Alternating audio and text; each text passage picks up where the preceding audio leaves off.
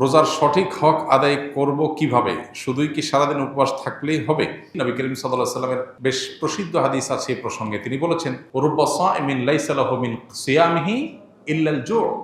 বহু রোজাদার আছে যাদের রোজা থেকে উপোস থাকা ছাড়া আর কিছু হয় না। রোজা থেকে সিয়াম পালন করে তাদের প্রাপ্তি, তাদের ঝুলিতে, তাদের ভান্ডে থাকে শুধুমাত্র উপোস থাকা, এছাড়া আর কিছু তারা পায় না। কত দুর্ভাগ্যের কথা! কষ্ট করে রোজা রাখলাম, কিন্তু উপোস থাকাই হলো, আল্লাহর কাছে কোনো কিছু গেল না।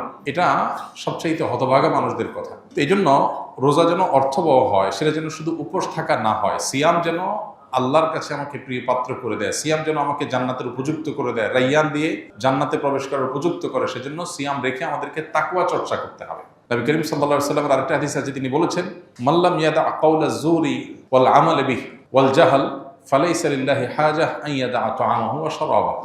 যে ব্যক্তি রোজা রেখে অনর্থক অহেতুক কাজকাম ছাড়লো না, এই যে মোবাইল টিপাটিপি, ফেসবুক, ইউটিউবে অহেতুক সময় নষ্ট করা করি, এগুলো যে ছাড়লো না, যে ব্যক্তি মিথ্যা কথা বলা ছাড়লো না, মিথ্যা কাজ ছাড়লো না, আবার রোজা রাখলো, এই ব্যক্তির এই উপোস থাকায় আল্লাহর কোনো ঠেকা পড়ে নাই। এই জন্য রোজা রেখে কোনো প্রকার গুনাহ না করা, বিশেষ করে চোখের গুনাহ, মুখের গুনাহ এবং সময় নষ্ট না করা, মিথ্যা প্রতারণা, এসব কিছু না করা, এটা হলো রোজার অন্তর্নিহিত শক্তি। রোজার স্ট্রাকচারটা তো দাঁড়ায় যাবে, আমরা সাহারি খেলাম, সারাদিন কিছু না খেলাম, ইফতারিতে খেলাম, বাস পানাহার বর্জন করলাম, আমার রোজা দাঁড়ায় গেল। কিন্তু এই রোজা, এটার যে প্রাণ, সেটা আসার জন্য এই রোজা রেখে কোনো প্রকার সিয়াম পালন করে কোনো প্রকার গুনাহ থেকে আমাকে বেঁচে থাকার চেষ্টা করতে হবে, তাহলে সেটা অর্থবহ হবে। আল্লাহ আমাদের সবাইকে সেই তৌফিক দান করুন। এই চ্যালেঞ্জটাতে আল্লাহ তাআলা আমাদের সবাইকে বিজয়ী হওয়ার তৌফিক দান করুন। ব্যবসার ক্ষেত্রে কোন কোন দিকগুলো মেনে চললে আখিরাতেও তার ফলাফল পাবো? রাসূলুল্লাহ কারীম সাল্লাল্লাহু আলাইহি ওয়াসাল্লামের সাথে রাসূলুল্লাহ কারীম সাল্লাল্লাহু আলাইহি ওয়াসাল্লাম এবং সাহাবীদের ব্যবসার বৈশিষ্ট্য কেমন ছিল? বিশেষ দ্রষ্টব্য, ইন্টার দ্বিতীয় বর্ষের ব্যবসায় শিক্ষা বিভাগের ছাত্র আমি, পরিকল্পনা উদ্যোক্তা হওয়া। যারা তরুণ আছেন, মাশাআল্লাহ, উদ্যোক্তা হওয়ার প্ল্যান করছেন, তারা খুবই সাধুবাদ পাওয়ার মতো একটা কাজ করছেন। উদ্যোক্তা হওয়ার পরিকল্পনা করেন। ইহুদিরা উদ্যোক্তা সবাই, তারা গোটা দুনিয়া কন্ট্রোল করছে। পৃথিবী পলিটিশিয়ানরা কন্ট্রোল করে না, পৃথিবী এন্টারপ্রেনাররা কন্ট্রোল করে। পৃথিবীর রাজনীতিবিদদের হাতে নাই, পৃথিবী যতটা হাতে আছে কাদের? উদ্যোক্তাদের, ব্যবসায়ীদের। এই জন্য মুসলমান তরুণ ব্যবসা করবার, উদ্যোক্তা হয়ে ওঠার মানসিকতা লালন করতে হবে। ব্যবসা অবশ্য এক জিনিস, উদ্যোক্তা আরেক জিনিস। সৃষ্টিশীল কোনো কাজ, কোনো সম্ভাবনার নতুন দুয়ার খোলা, কোনো সংকট দূর করার কোনো উদ্যোগ গ্রহণ করা, এটাই তো উদ্যোক্তা হওয়া। অতএব এটা প্রশংসনীয়, কিন্তু উদ্যোক্তা হতে গেলে এই পথটা মসৃণ না। ধরা খাওয়ার আশঙ্কা থাকে, লুজার হওয়ার আশঙ্কা থাকে, চাপ তৈরি হয়। আর বিশেষ করে আমাদের মতো দুর্নীতি এবং অনিয়মে ভরা সমাজে যদি কেউ উদ্যোক্তা হতে চায়, সে সৎ পথে উদ্যোক্তা হওয়া তার জন্য কঠিন। একই কাজ অন্যরা করবে 2 নম্বর পথে, সেটা তাদের জন্য অনেক ইজি হবে। আপনি করবেন সঠিক পথে, আপনার জন্য কঠিন হবে। এগুলো মাথায় রাখতে হবে। এই জন্য ট্রেনিংয়ের কোনো বিকল্প নেই। আপনি এন্টারপ্রেনারশিপের জন্য ভালো ভালো ট্রেনিং আছে, সেগুলো আপনাকে করতে হবে, প্রশিক্ষণ নিতে হবে, শিখতে হবে, অভিজ্ঞতাদের কাছে যেতে হবে। আমরা সুন্নাহ ফাউন্ডেশন থেকে একবার, সম্ভবত 2022 সালে বা 21 সালে, আমরা উদ্যোক্তা সম্মাননা করেছিলাম। সারা দেশ থেকে অনেকগুলো উদ্যোগকে বেছে নিয়ে যারা দিন পালন করে আবার উদ্যোক্তা হয়ে ওঠার চেষ্টা করছেন, তাদেরকে আমরা অ্যাওয়ার্ড দিয়েছিলাম। আলহামদুলিল্লাহ, আরো অনেকে এটা নিয়ে কাজ করছেন। অতএব যারা এগুলো নিয়ে কাজ করছেন, তাদের সাথে লিঙ্ক হয়ে, তাদের সাথে যোগাযোগ করে, বুঝে শুনে তারপরে পা ফেলেন। উদ্যোক্তা হতে গিয়ে ধরা খেয়ে এরপরে পিছনে আসবেন না। একটাই জিনিস, আমানতদারিতা এবং সততার সাথে ব্যবসা করা। আত-তাজিরুস সাদুক মা'আন নাবিয়্যিন ওয়াস সিদ্দিকিন ওয়াশ শুহাদা। যে সমস্ত ব্যবসায়ীরা ব্যবসা করতে গিয়ে সততা এবং আমানতদারিতা, এই দুটো জিনিস মেনটেন করে, আমার দ্বারা কারোর হক নষ্ট হবে না, এটা লক্ষ্য করে যদি কেউ ব্যবসা করে, ইনশাআল্লাহ বিদিনিল্লাহ, সত্য কথা বলে ব্যবসা করে, প্রতারণা না করে, চিটারি বাটপারি না করে, তাহলে সে নবীদের সাথে কিয়ামতের বাজারে উঠবে ইনশাআল্লাহ। সাহাবা ইকরাম এবং নবী সাল্লাল্লাহু আলাইহি ওয়াসাল্লামের ব্যবসার মূল বিষয় ছিল এটা, সততা এবং আমানতদারিতা। সত্যবাদিতা এবং আমানতদারিতা, যেটা হারিয়ে গেছে। এটা করতে গেলে হয়তো অনেক পয়সা হবে না, কিন্তু আপনার ব্যবসাটা ইনশাআল্লাহ বিদিনিল্লাহ দুনিয়া এবং আখিরাতের নাজাতের কারণ হবে, বারাকাল্লাহের কারণ হবে ইনশাআল্লাহ। বাবা তার একমাত্র কন্যাকে জীবদ্দশায় সব সম্পদ লিখে দিতে চাইলে ইসলাম শরীয়তের দৃষ্টিকোণ থেকে কোনো বিধিনিষেধ আছে কিনা? খুবই গুরুত্বপূর্ণ একটি প্রশ্ন। আমাদের সমাজে যাদের একটি বা দুটি মেয়ে, কোনো ছেলে সন্তান নাই, সে সমস্ত বাবারা বেশিরভাগ ক্ষেত্রেই এই ধরনের কিছু একটা করে যেতে চান, যে আমার সম্পদ যেহেতু আছে, এই সম্পদ মেয়েকে সব লিখে দিয়ে যাই। কারণ কেন লিখে দিয়ে যেতে চান?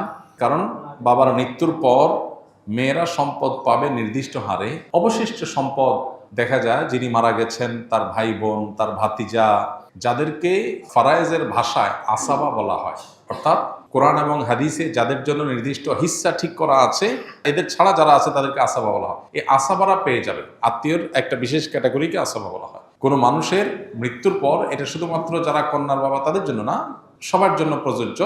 তাদের সম্পদ, পরিত্যক্ত সম্পদ যা তারা রেখে দুনিয়া থেকে যাবেন, সেই সম্পদের নির্দিষ্ট হারে যার যার হিস্সা আছে সেটা দেওয়ার পর যদি কিছু থেকে যায়, এটা আসাবাদের মধ্যে বন্টন হবে। এটাই হলো আল্লাহর নির্দেশনা। এখন যাদের একটা, দুইটা, তিনটা কন্যা সন্তান আছে, কোনো ছেলে সন্তান নাই, তারা বেশিরভাগ ক্ষেত্রেই এই আশঙ্কা করেন যে কন্যা সন্তানের জন্য নির্দিষ্ট হিস্সা আল্লাহ ঠিক করে দিয়েছে, সেটা আমি দিলাম, আমার মৃত্যুর পর সেটা সে পেল, কিন্তু বাকিটা তো আসাবারা পেয়ে যাবে। তো আসাবারা যেন না পায় সেজন্য সবটুকুই জীবদ্দশায় মেয়েকে দিয়ে যেতে চান।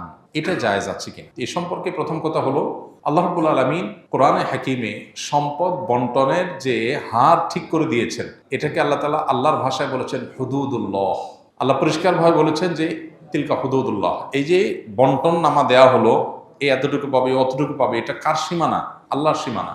আল্লাহর সীমানা লঙ্ঘন করা এটা জঘন্য এবং ভয়াবহতম অপরাধ।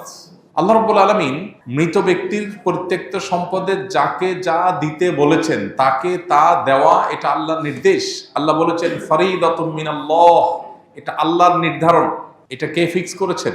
আল্লাহ করেছেন। আল্লাহ তাআলা পরিষ্কারভাবে বলেছেন এটা আল্লাহর নির্ধারণ, এটা আল্লাহর সীমানা, অতএব এগুলো ক্রস করা যাবে না। মুশকিল হলো আমরা বেশিরভাগ মানুষ, আমরা আমাদের আপন বলতে বুঝি নিজের স্ত্রী, ছেলে মেয়েকে। খুব বেশি হলে বাপ মাকে আমরা হয়তো কাউন্ট করি। বেশিরভাগ মানুষই আমাদের গণ্ডিটা সীমাবদ্ধ হলো স্ত্রী এবং ছেলে মেয়ের মধ্যে। পরিবার বলতে এটুকু বুঝি। আমরা হয়তো সাময়িক বিভিন্ন পরিবেশ পরিস্থিতিতে বিভিন্নভাবে প্রভাবিত হই। কিয়ামত পর্যন্ত আগত সকল সমাজের সকল মানুষের জন্য আল্লাহর বিধান প্রযোজ্য এবং ইনসাফপূর্ণ এবং সবচেয়ে ন্যায্য। আমরা মনে করি যে আমার জীবদ্দশায় সব মেয়েকে বা ছেলেকে বা যাকে আমি মনে করি আপন, তাকে দিয়ে গেলে বোধহয় কল্যাণ হবে।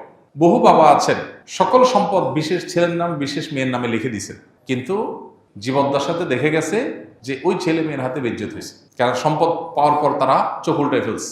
কেন আল্লাহ তাআলা নির্ধারণ করে দিয়েছেন, কেন আল্লাহ তাআলা জীবদ্দশায় সবাই দিয়ে যাওয়ার পরে উৎসাহ দেন নাই, এই জিনিসটা তখন হয়তো আমাদের বুঝে আসে। হ্যাঁ, হয়তো মানে হাজারে 2-4-10টা কেস হয়, কিন্তু হয়। আর সবচেয়ে বড় কথা হলো আল্লাহ তাআলা কোরআনে কারিমে বলেছেন আবাউকুম ওয়া আবনাউকুম লা তাদরুনা আইয়ুহুম আকরাবু লাকুম নাফা। ফারায়েজের ক্ষেত্রে আল্লাহ সুবহানাহু ওয়া তাআলা যাকে যা দিতে বলেছেন, তোমাদের বাপ দাদা, তোমাদের সন্তান সন্ততি, কে তোমাদের বেশি কাজে আসবে তোমরা জানো না। তুমি একজনকে আপন মনে করে সব দিয়ে দিলা, এটা তোমার ক্ষতির কারণ হতে পারে। আল্লাহ যাকে যা দিতে বলেছে তাকে তা দাও, তোমার বুঝে না আসলেও দাও, তোমার মনে না চাইলেও দাও, এতে তুমি আল্লাহর কাছে রিওয়ার্ড পাবে। আর মনে রাখবে, তোমার জন্য আল্লাহর নির্ধারণটা তোমার নির্ধারণের চাইতে বেশি গুরুত্বপূর্ণ এবং বেশি উত্তম।